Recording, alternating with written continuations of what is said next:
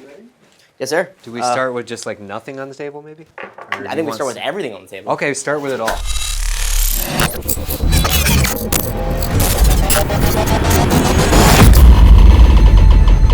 Hi. Hi.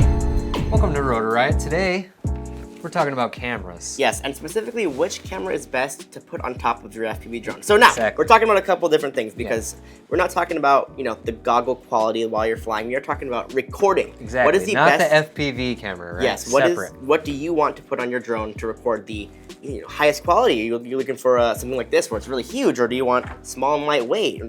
We're going to talk about everything in this video. If you want something wacky, you want a camcorder, we're going to break down your different options for what you can strap to a drone. What's a good idea? What's a bad idea? What's been tried before and didn't work out well? Yeah. So I think we're gonna kind of break this down into smallest to largest. Yeah. And then in between we'll talk about the pros and cons of each because sounds good. Because this camera is way better than this one for some things, right? For certain purposes. Exactly. And if you guys watched our beginner series on picking a frame, there's some correlation here because, you know, a big point that I was making is the camera you're going to carry plays a big part into what drone you're going to, right? So like there's just similar things here depending on what kind of drone and what kind of operation you're going to use. Yeah. That's going to determine what kind of camera. So it kind of goes both ways. 100%. So let's start off with DVR. So the first option is if you don't even want to stick any camera on top, you just want to record what you are seeing in the goggles. The easiest option is press this button right here. Exactly. And then you record exactly what you see. It's called Goggle. What does DVR even stand for? I wish I knew. I'm the old crafty veteran and I don't even know. That's what I was about to say. You should know this. It means it's recording stuff. But yeah, that would be like your basic bare bones setup is you're literally recording the feed that the goggles are getting. Yeah. So quality-wise, we're down at the bottom. So the bare bones would be maybe like an analog setup where it's recording that signal.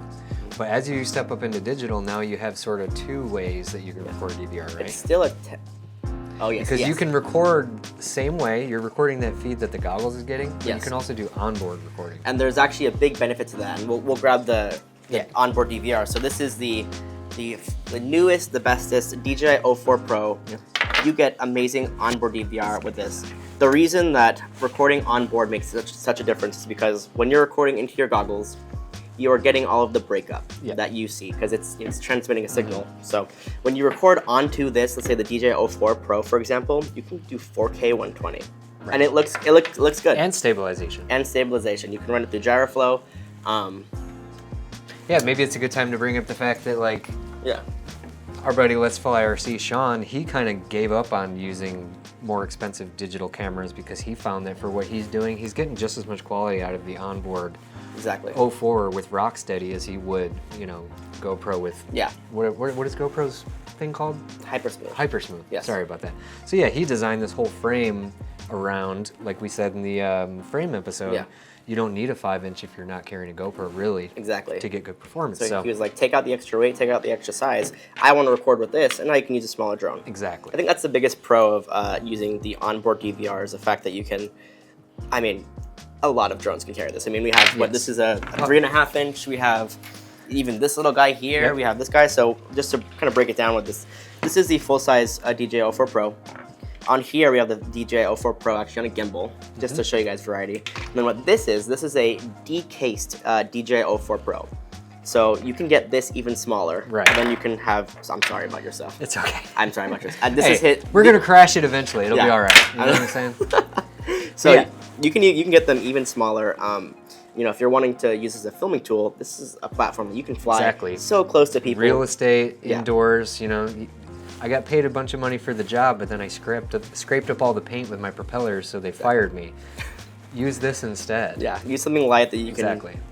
It's not a video about the drones, but the camera quality on here is really good. So that's the second step up. Honestly, for freestyle, dude, I've been using DJI O4. I know. I've never been a fan of using the onboard recording. I'm still a stickler for GoPro, but I think you're probably right. Part of it is my fault. It's set up as on my drones, my camera is not as well protected, so I end up with scratches on the lens. So like that kind of ruins the quality of it, but you can get very good results just recording. Yeah, I think the biggest downside that you know, some of the cinematic guys are going to see with this is that you have to record the frame rate that you are viewing in your goggles. So typically when we're flying drones, we like to have the highest frame rate possible, the sharpest image, not cinematic at all, just high quality video is what we're looking for. When we're flying in the 60 FPS in the goggles, that means you also have to record 60 FPS on here. A lot of the cinema guys like to film like 24 FPS, even 30 FPS, and if you want to do that with this, you have to also fly that. And it's very difficult to fly in 30 FPS, 24 FPS. You're not getting as much updated information. It's not looking as fluid in your FPV feed. Exactly. I think where this kind of lies in the consumer to pro is you can use this for pro jobs, but it's more of a consumer, just like, I want to post on YouTube with my buddies. Your client is not going to be asking for footage out of that camera, but they might be asking you to do a job that only this camera can do. Exactly. Which you do. There is a reason why this thing exists. Yes. Because you can get good footage off of it, and in the unlikely event that it crashed into a crowd, like, no one's gonna die. Yeah, so this drone was actually set up for a live stream purpose, so I was using the JL4 Pro as a live stream. Yep. Yeah. Cool. Let's go on to the next camera. Yeah, now we're growing up. We're getting bigger. All right, next step up from the onboard DVR is going to be your action camera section, right? So we have a variety of action cameras here.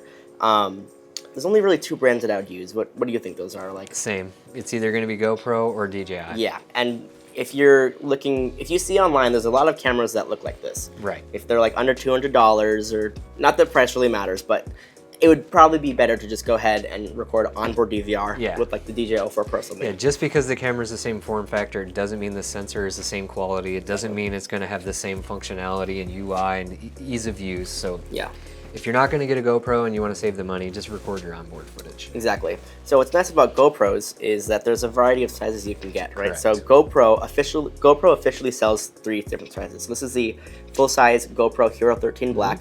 This is your standard, front screen, back screen, a little heavy. Yeah. But more functionality. You get the screen, so it's a lot easier to see how your settings are turning out. Exactly. We go down to the GoPro. This is a Hero 11 Mini. They haven't actually made a new 11 Mini, a new Mini yet. You like this camera a lot. This is the one I use. Yeah. A lot of people, when they see me pull this out, they kind of go, ooh, that camera? They've had issues with this camera. That's me. So it's almost everybody I talk to. I've been lucky. Yeah. I got 2 of them and took them on the Oregon trip thinking they were going to be destroyed within 2 days, and they're still working. So your mileage may vary on GoPro Hero 11 Mini, but it just reminds me of the good old days when we had sessions. It's like almost there. Because that is a sad thing, is we used to have a GoPro that was made almost perfectly for a drone. It was a square, a cube, It was a cube, and it was the exact width of the top plate of a drone. It was almost the same dimensions of a battery, but that's dead. Now we have this, and now new to the game, we have just the Hero. I'll be honest, dude, I've seen footage from this camera. I am not a fan at all. Yeah. I still think I'm in the category of, like, if you're going to get this, just use your onboard DVR. The sensor's a lot smaller, and because of that, the biggest thing for me is the field of view is really tight. Gotcha. So with FPV, you like to have wide so you can feel like you're immersed in the footage. And just didn't do it for me. I got it on a lark. It was cheap, and I was like, so probably stay away from that one too as your main filming camera on top of your quad. I don't know. Yes, it does. Look at the little camera right there. I got it just to play with. Maybe right stick it in places, but that's probably not going to be my main filming rig. Another thing you can do. You can get a this is a GoPro that I honestly use the most for filming. So this camera right here is the full-size GoPro decased. So the purpose of that is to get the highest quality GoPro camera in the smallest form factor. So as a matter of fact, because with this one there's no battery in it, right? With this one there's no battery in it. And the battery is probably 70% of the weight of the GoPro. Exactly. So I'm gonna grab a drone real quick. Yeah. So the purpose of decasing a GoPro so that you can get it onto a really small platform and still be able to have the high quality, GoPro footage out of a drone this small. This drone, I mean, it's not comfortable to be hit with it, but if I were to hit myself, I'm not going to the hospital. Huge difference between if I even just threw this at you, like this. If I just physically threw it at you. Just this camera. I wish I had a scale with me. I'm sorry we don't have scale guys, but I'm telling you, this camera alone is pushing towards this whole drone. Exactly. It's significant when you get a naked setup for your GoPro. Exactly, especially on these smaller drones. So I think that answers the most stuff for the GoPros. I mean, so just quickly, the resolution does get bumped up when you go to the bigger ones versus the onboard DVR. You can do 5.3K, 60 FPS on these. Some more functionality with the app. You know, you get your Pro Tune settings. You can, you know, shoot in a flat profile, do more color grade. Some little things. The image quality is just overall better. Yes, but not by much. Like in some of our episodes you've seen, one pilot's flying the GoPro, the next guy's got onboard footage, and you might not know. Yeah. You know what I mean? Like, it's pretty close, especially if you're a content creator and you're putting footage on the internet. It's never going to look as good as it does when you open it on your computer, right? There's always going to be compression. I think the biggest thing, one thing we forgot to mention is also, this is the first category where you have audio. So if for some reason you want your drone flights to have them, you know, it can be nice. I've done both, edited both ways, where I leave a little motor noise, sometimes not. It kind of depends on the vibe. So motor noise can be nice. A lot of people like it. Yeah, that's a good point to bring up. So that's the action camera GoPro DJI Action 5. Yeah, this is your main bread and butter. This is where most people are at for a drone. And you can do a lot of drone work with GoPros. Yeah. Most of my work is done with this camera right here, and it's a really good camera. But then sometimes somebody asks you for something weird. Either weird. You want to do a weird shot. I think we'll kind of classify this. Yeah. In the same category of action camera. This is your camera. Yeah, well, I'll open it. Yeah, I'll move these GoPros out of the way. This is the Insta360 1X. I think I made one video with this. I was inspired for a minute. I was like, oh, I could do all kinds of cool stuff. Yeah. It's a little gimmicky. You know, if you've ever seen that effect where someone looks like they're on a tiny little planet, that's what you can do. It literally records 360 degrees. It records everything. That's why there's two cameras on there. So one facing this way, 180 degrees, one this way, 180, and then there's a software that stitches it together. It's more of a niche creative tool. There is one video that I saw, I forget who it's by, we're gonna overlay the footage, give him credit right now, but he's one of those invisible drones, and he did a shot of, it was actually in a studio with the BMW driving. He flew it like under the car, and then back over and around, and it looped, and it was like there's no, whoa, I'm getting dizzy. There's no other way to shoot that. Right. Unless you have a drone with a 360 camera. So, all right. So next step up from the action camera world, you get into small mirrorless cameras. Yep. Or DSLR. Yeah. You know, this kind of range. Everybody's seen cameras like this. Yeah, before. More the consumer video and photo cameras. Yep. So this is an older camera, the Sony A7 II. What is this camera? That's a Panasonic G7. These are actually two good budget options just for ground camera stuff, but these suck for drones. They're not good for drones. Yeah, as a matter of fact, if you put this camera on a drone, you will destroy the camra, even without crashing it. Yeah. So when you are looking at these mirrorless cameras to put on a bigger drone, do make sure it does not have IBIS, and what that is in-body stabilization on the sensor. So as a matter of fact, can we? It's got to really tight up. Again, can you make sure it's focused on this camera? So you see when I shake this camera, just even like this, you're gonna see the sensor moving. That is wild. It's moving, and the reason, what that does is, when you're being a handheld lad, it's great for when you're doing this. But for all these tiny micro vibrations that are happening so fast, you can't. The second you put it on a drone, this thing starts vibrating like crazy. Not only does the footage look bad, but also over time the sensor does get damaged. Gotcha. And I know the cameras do have a way to turn off IBIS, and that usually puts a little lock on there. No, it's still bad. It still will damage it over time. So I guess some cameras to rule out are like a lot of the Sony A7 and this products. One doesn't have any stabilization, but you're almost screwed there too, because it's gonna show every little bump. Yeah, and honestly, I feel like if you're gonna get a camera like a cheaper mirrorless camera, just use a GoPro. It's meant for the job. You want that crazy super wide. You're gonna spend $1,000 to put a super wide lens on this. Yeah. So also, I don't think the quality is worth a camera like this. It's However, you can do whatever you want. We're not do what you want. But we're just. But honestly, this is better for taking photos and videos of your drone than putting it on your drone. Exactly. If you're looking for a really good option that is, still a budget under $1,000 camera that's good for drones. Somebody has filled in the gap. Somebody has filled in the gap. Maybe we keep it for scale off to the side. For scale, yeah. Yeah, for scale off to the side. This is one of my favorite cameras in general. This is the Blackmagic Micro G2. Yeah. This thing shoots like 4K 60. It has the same sensor.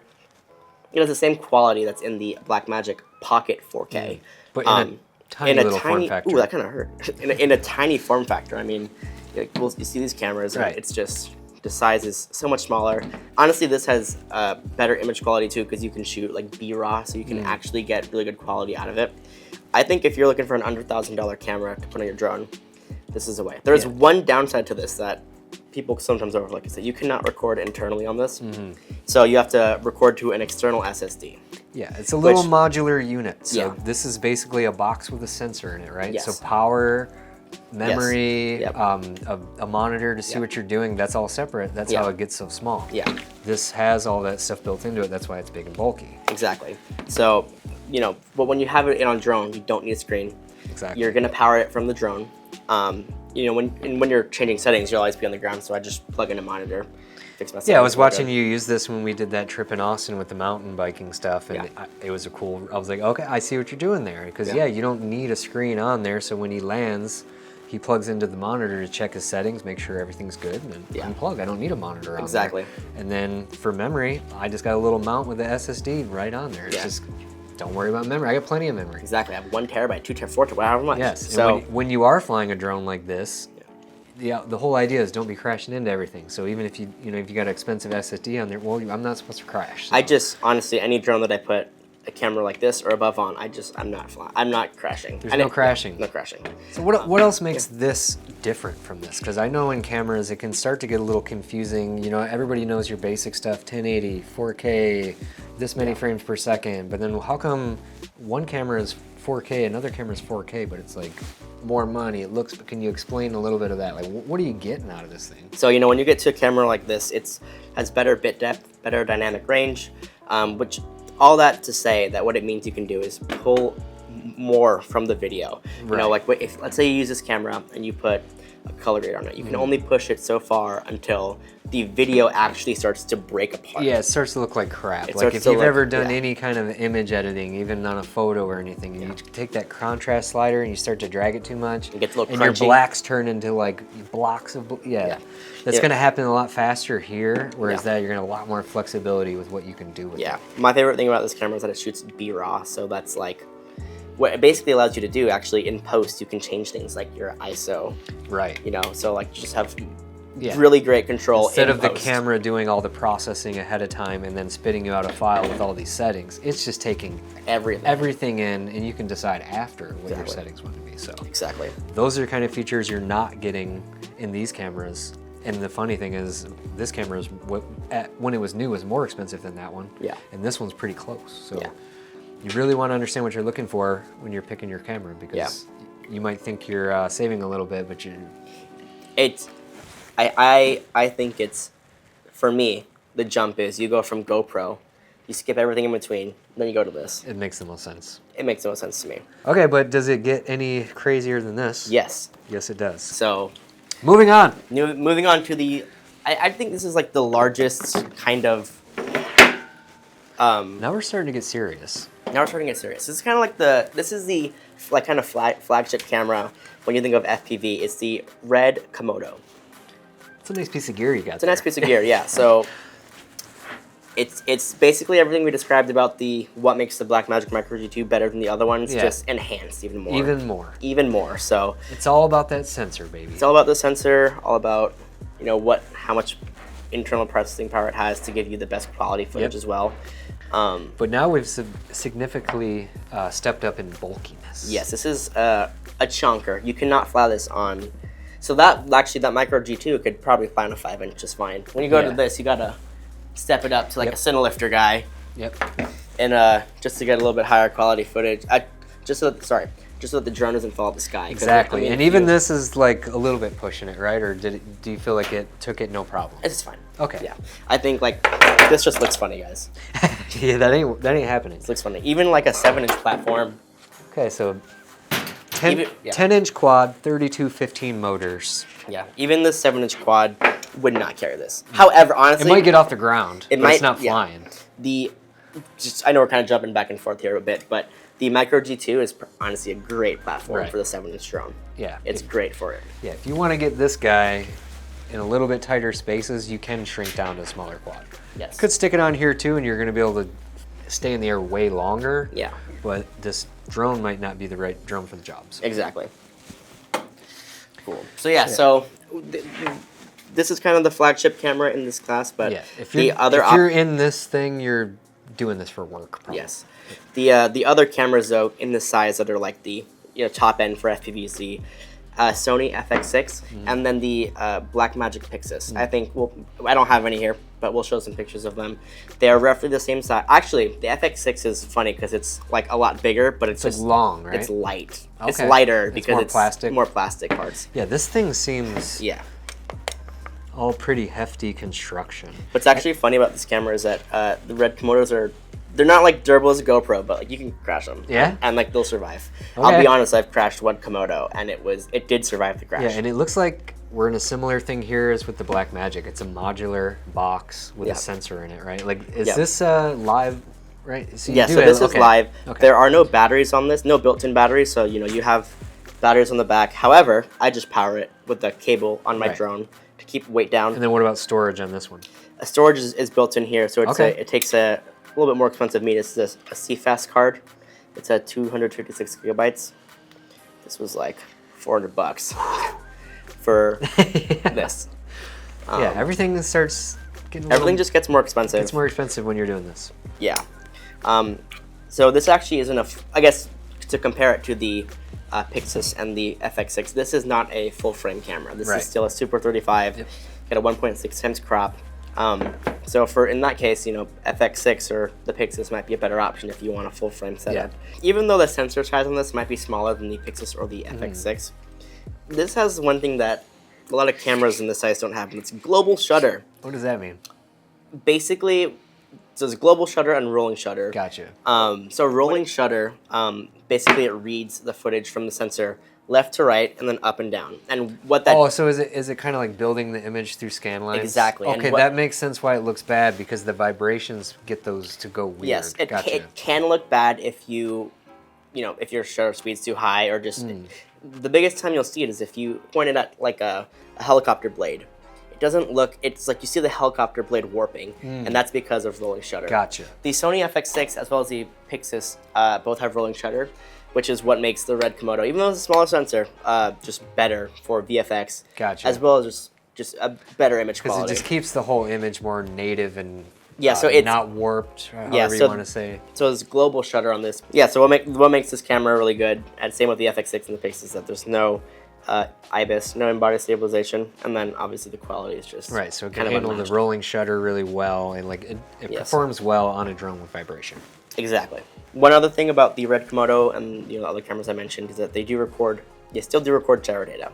So if you want stabilization, you're not just screwed. You can still do post-processing stabilization in gyroflow. Right. So it takes the gyro data from the camera, links it up with the recorded footage, and stabilizes the shot. Which is perfect. You're getting the best of both worlds, because like we talked about before, you don't want stabilization in the body for a drone because of the vibrations. Yes. But you still get the gyro data, so you still get it. You just do it afterwards. Yep, exactly. So it's great for filming with drones. It is, yep. I think that covers it. I think that's about as many or more cameras than your average drone pilot is ever going to encounter. So hopefully we gave you the idea, and you know.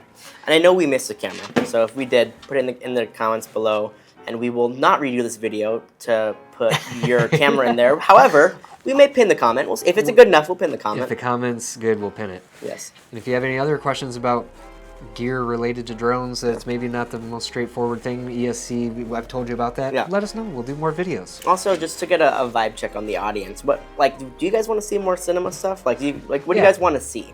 You know? Right, because I don't know if you guys know this, but when Bubby's not on camera here, he's usually out somewhere in the world filming gigs. Doing filming stuff. Yeah, they don't let him do too much vlogging it. It's a professional situation, so you don't get to see a lot of it. But this guy's always out there filming stuff. So you have questions about, how do I even become a guy who gets hired to do this? Yeah, I think we can answer a lot of that. So just let us know if you're interested. Let us know if you're interested. We could do it. Yes, I think that's it for today. Bye, guys.